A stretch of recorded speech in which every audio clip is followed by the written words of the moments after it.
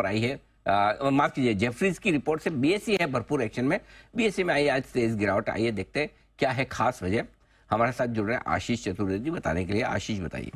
Sir, थोड़ा सा stock recover भी किया है, ऑफलोज हुआ है स्टॉक में। दरअसल रिपोर्ट काफी खास है, जहां पर अगर आप देखें तो रेटिंग को डाउनग्रेड कर दिया। पहले होल्ड की रेटिंग थी, अब इसे घटाकर अंडर परफॉर्म की रेटिंग दी है।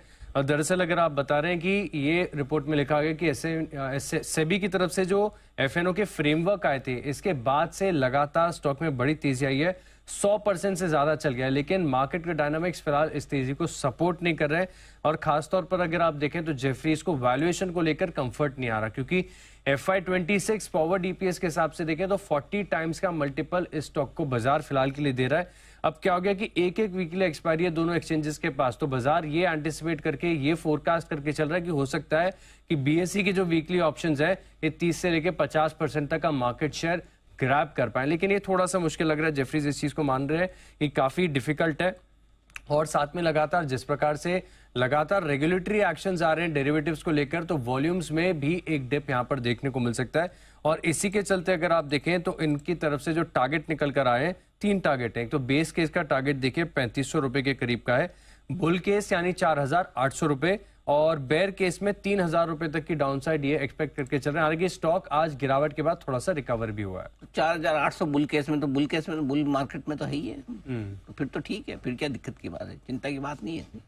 तो चलिए, यह है बीएसई पर जेफरीज की तरफ से रिपोर्ट, जिस पर दिखा है भरपूर एक्शन। आज थोड़ी गिरावट, वैसे एक तरफा भागने के बाद थोड़े बहुत करेक्शन की जो जरूरत थी, उस करेक्शन पे आता हुआ दिखा है बीएसई का स्टॉक। एक बार जरा चार्ट पर राय ली जाए। ये चार्ट देखिए कहाँ है मजबूत सपोर्ट। माफ कीजिएगा, सनी अग्रवाल साहब हैं, उनसे एक फंडामेंटल राय ली जाए। सनी जी बताएं सर, बीएसई क्या कहेंगे इस पर।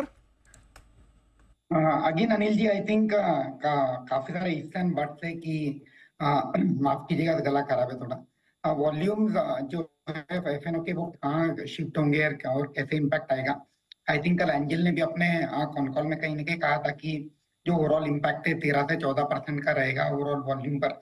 तो मुझे लगता है कि काफी सारे इफ्स एंड बट्स है। अभी ये कॉल लेना टफ होगा कि कितना वॉल्यूम कहाँ शिफ्ट होगा। बट अगेन जिस तरह से रैली हुई है, डेफिनेटली थोड़ा सा वैल्यूएशन एक्सपेंसिव हुआ है। तो मेरी तो यही राय रहेगी कि rather than exiting from the portfolio, buy on dip करना चाहिए। अगर किसी को फ्रेश मनी डिप्लॉय करना है, थोड़ा समय रुक जाना चाहिए कंसोलिडेशन होने के बाद बाय ऑन डीप। और अगर रही वॉल्यूम की बात, तो मुझे लगता है कि 20 नवंबर के बाद ग्रेजुअली पता ही चली जाएगा कि जो इम्पैक्ट है वॉल्यूम पर कैसे शिफ्ट हो रहा है NSC to BSC, and then we can add large position post 20th of November.